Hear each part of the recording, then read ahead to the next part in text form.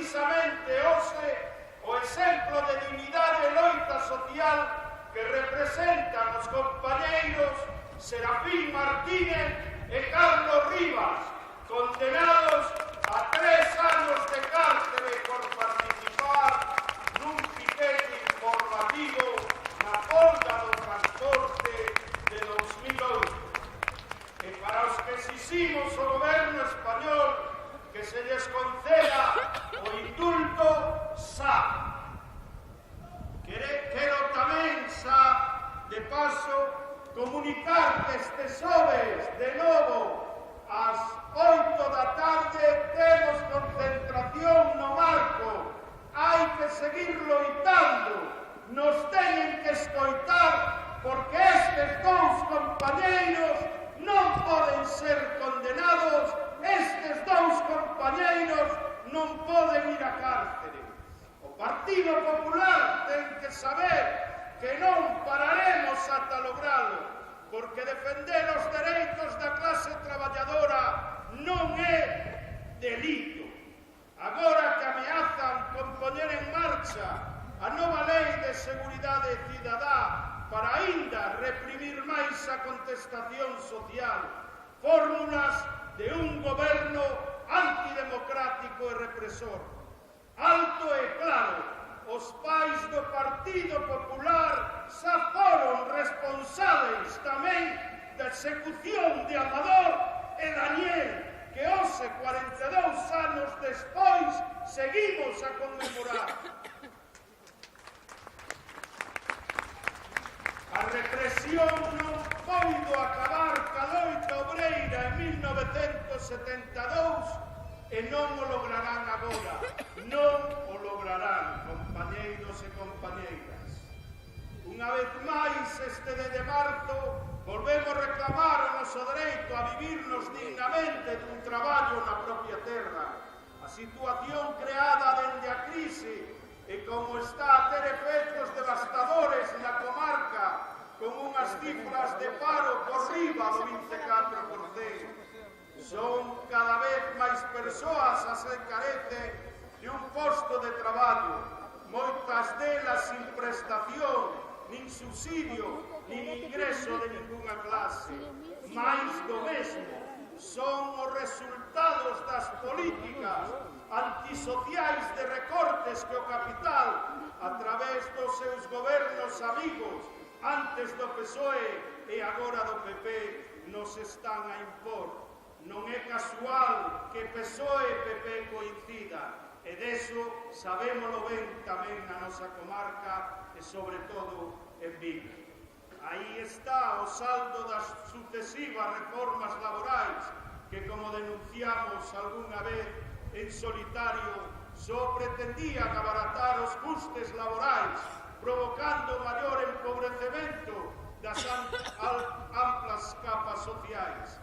Este é o asuste que está a producir baixo a coartada da crise. Menos dereitos, menos salarios, máis pobreza e máis precariedade para o povo traballador, para desa maneira seguiren a cebar a banca privada e o gran empresariado. Máis persoas no paro, pero tamén cada vez menos postos de traballo. Así o demostran os datos de afiliación á Seguridade Social e da poboación ocupada, nas que se reflexa con claridade que nos últimos anos perderonse na nosa bisbarra preto de 25.000 postos de traballo, máis da mitade no sector industrial e tamén na construción. Asistimos día a día sí e día tamén o peche e a desaparición de empresas e centros de traballo que foran punteiros en sectores estratégicos. E perante esta situación o goberno galego de Feijóo non fai absolutamente nada. A súa inacción, xunto cos efectos das políticas que o PP impón dende Madrid, van camiño de conducir a comarca de Vigo, histórico pulmón industrial da Galiza, a ser un ermo, un deserto. Nese sentido temos que exixir acción política, intervención pública directa na nosa economía que garanta a viabilidade dos nosos sectores productivos e do emprego. Non hai outro camiño.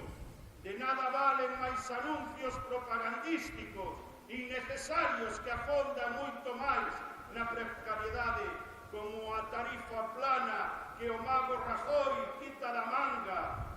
Teño dúbidas de que este home poda haber brotes verdes ata na finca da Moncloa, donde Felipe González plantaba os bonsais.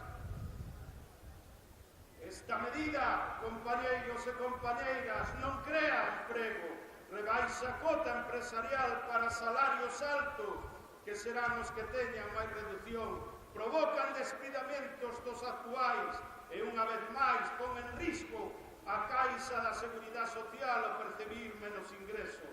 Compañeiras e compañeiros, tampouco podemos deixar pasar agora que ficamos ás portas dunhas eleccións ao Parlamento Europeo que é preciso denunciar unha vez máis o papel da Unión Europea.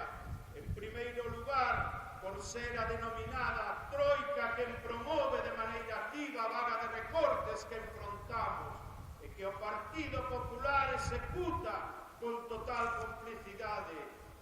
En segundo, porque tal e como denunciou históricamente o movemento nacionalista galego do que a CIGA facemos parte, o ingreso do Estado español, primeiro na Comunidade Económica Europea, logo na Unión Europea, despois no euro, tivo consecuencias ruinosas para os nosos sectores productivos e, por extensión, para o traballo e as condicións de vida do noso povo.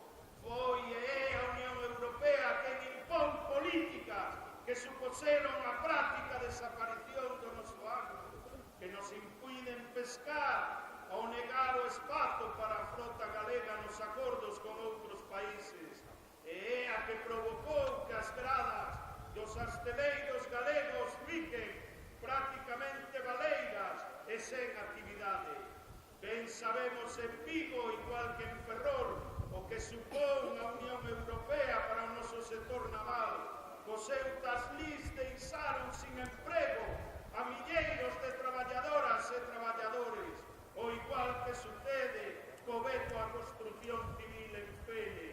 E por iso que hoxe máis que nunca defendemos o noso dereito a producir e a vivirnos nun traballo digno, pasa non só por exixir un cambio radical das políticas dos gobernos español e galego, senón tamén por non resolver frente á troika e denunciar con clareza que esta Unión Europea só serve aos intereses dos grandes capitales, da banca e da oligarquía empresarial, promovendo o empobrecemento das clases populares e condenando a Galiza e os nosos sectores productivos. Nesta Unión Europea non temos futuro. Fronte a esta realidade non cabe a resignación. Debemos insistir na loita organizada nas rúas, sumando cada vez máis e máis compañeiras e compañeiros que nos fagan posible un cambio que urxe e é necesario. Ese é o compromiso da CIGA e non haberá represión que logre pararlo. Porque, compañeiras e compañeiros, si hai alternativa, si cabe outro rumbo. Así o demostramos ao promover a iniciativa legislativa popular polo emprego, na que recollemos 10 medidas factibles para axudar a crear emprego de calidade no noso país.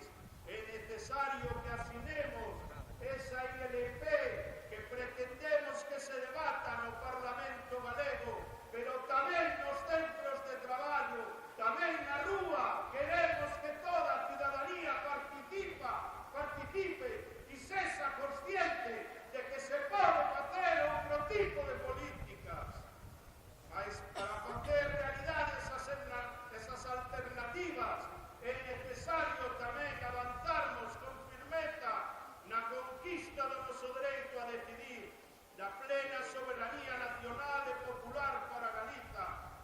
sesamos